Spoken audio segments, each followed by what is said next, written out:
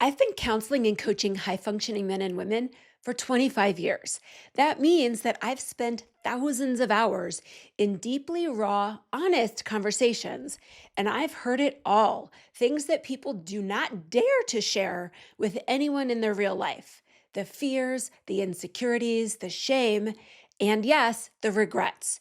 We talk a lot about the regrets people have when they're dying, but what I hear every single day are the regrets of the living, micro regrets that they carry every single day, the ones that slowly eat away at their peace, their confidence, and their self worth. So today I'm sharing the four most common regrets that I hear daily so that you can catch them now in your own life and make any necessary adjustments to how you're living. Because what we don't want is to get to the end of the line and look back with regret about how we lived our lives.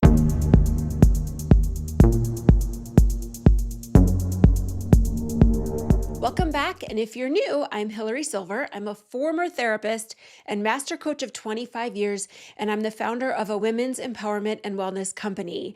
I help high functioning midlife women rediscover themselves, reclaim their power, and create a life that feels as good on the inside as it looks on the outside. If that sounds good, make sure to subscribe and stick around. And before we dive in today, I want to invite you to join my weekly newsletter called Self-Centered, where I share inspiration, motivation, and mindset reminders, along with my favorite lifestyle goodies, all for living a self-centered life. It's free, so if you want to get in on that, the link to sign up is in the show notes and in the description down below. So the first and most common regret I hear every day is all the many ways women have abandoned themselves. And there are two big ways that this happens. The first is allowing and tolerating. They tolerated being dismissed by a partner, disrespected by a teacher, criticized by a friend, or misunderstood by an in-law. Instead of speaking up, you stayed silent. Instead of walking away, you stayed. You let it happen. You exposed yourself to being treated unfairly or worse. It's not saying the thing or not doing the thing, not sticking up for yourself, standing up for yourself, speaking up for yourself, to set the record straight, to protect yourself and defend yourself and get your own back. Not because you didn't care, but because you froze. You didn't know what to say in those moments, or you didn't know what to do or how to handle it. Or maybe you didn't feel strong enough to say it or do it. You doubted yourself instead of trusting yourself, and you gave them the benefit of the doubt. You avoided conflict. You made excuses for their behavior, turned the other cheek, or were the bigger person. In these instances, the hardest part isn't what they did. It's what you didn't do for yourself. That is the biggest regret. You weren't there for yourself when you needed you the most. That is abandonment of the worst kind because you did it to yourself. And it's what makes this the most regrettable. The second way that we self-abandon is when we leave ourselves behind.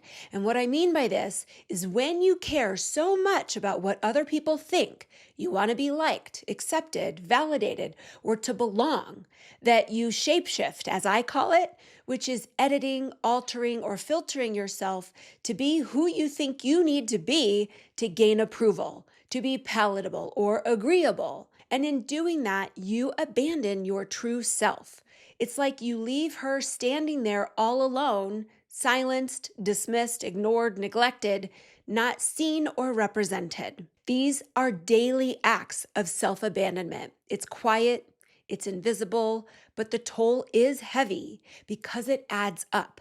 Over time, it costs you the ability to trust yourself. It costs you your identity and your joy, not living in alignment and representing your true self in the world. And why this is so important to be talking about now, if this pattern of micro self-abandonment continues, it becomes the regret of the dying, which is, I didn't live a life that was true to myself. So you have an opportunity right now to right this wrong. Starting today, it begins by choosing yourself one small moment at a time. The second most common regret I hear daily is, I regret how I showed up. I wasn't my best self. You were short-tempered, dismissive, snappy, judgmental, distracted. You missed the event. You skipped the bedtime story. You said something that you didn't mean. Not because you're a bad person, but because you were running on empty. You were overworked, overwhelmed, and overscheduled. And you knew that saying yes to one more thing meant saying no to something else that really mattered. But you said yes anyway.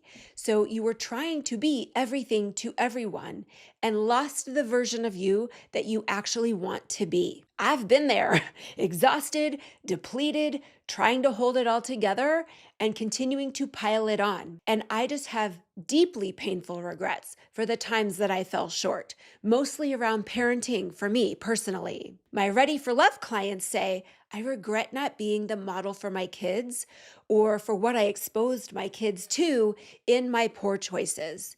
It is really hard to live that down. But here's the truth. You can't give what you don't have. You can't be patient, present, or powerful when your tank is empty.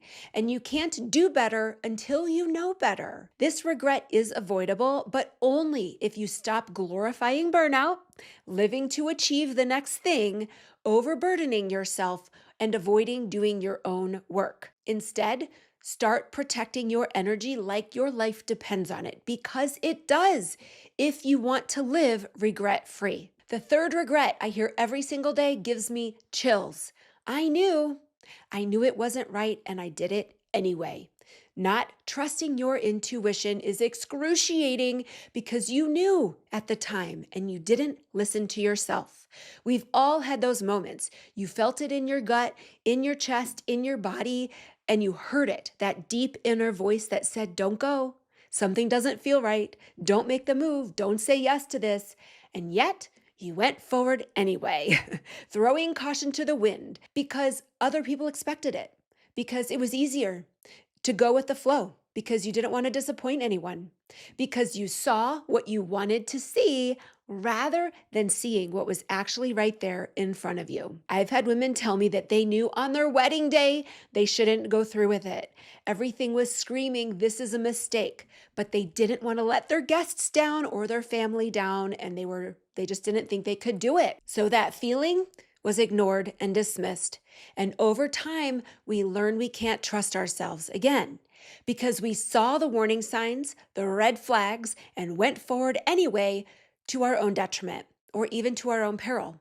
So here's the thing. Your intuition is not random. If it smells like a fish, it is a fish. This is your inner wisdom. And the more you listen, the stronger it gets. You can practice paying more attention to yourself, and you should, because you're smart. And the fourth regret, I think most women have experienced this, is being way too hard on yourself for way too long, especially about your appearance. So raise your hand if you've ever looked back at a photo of yourself when you were in high school or in your 20s and you said, I was so pretty then. Why did I think I was ugly? Or I was so cute. What was I thinking? Why was I thinking I was fat? I was thin. Why was I fat? Or I was pretty. Why did I think I was so ugly? That regret is about not appreciating what we had when we had it. Looking back on all the time that we spent hating on ourselves, being hard on ourselves, when now we see how wrong we were about ourselves way back then. I have definitely experienced this, and I have vowed to appreciate what I am now so that when I'm in my 60s and 70s and beyond, I can say I appreciated my youth and my beauty and my appearance and all that I am actually. This is about not wasting time picking on yourself, being your own worst critic and your own worst enemy, rather than being your own best friend. Life is way too short to be so critical of ourselves and hard on ourselves. We must be kind and loving and accepting of all that we are now because it all changes so very fast and it can be gone in an instant. And we can avoid having the experience of being 10 years from now experiencing the same regret if we just knock it off right now. The truth is, no one deserves to be treated that way, least of all by you. So here's the thing. I don't believe in regret.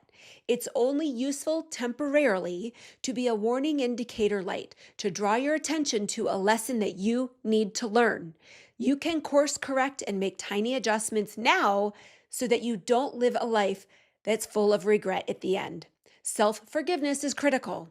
You cannot beat yourself up for decisions you made when you didn't know better or you hadn't healed all the way yet. That will keep you stuck. And the truth is, you did the best that you could at the time.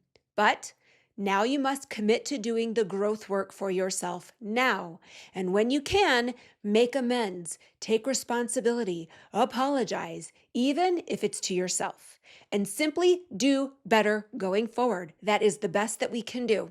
I promise you, your greatest regret can be your greatest catalyst if you look for the lesson and you allow it to guide you going forward. This is how you live a regret-free life. I hope this was helpful. Please share it with someone who needs to hear it, and make sure to subscribe for more episodes like this. See you next time.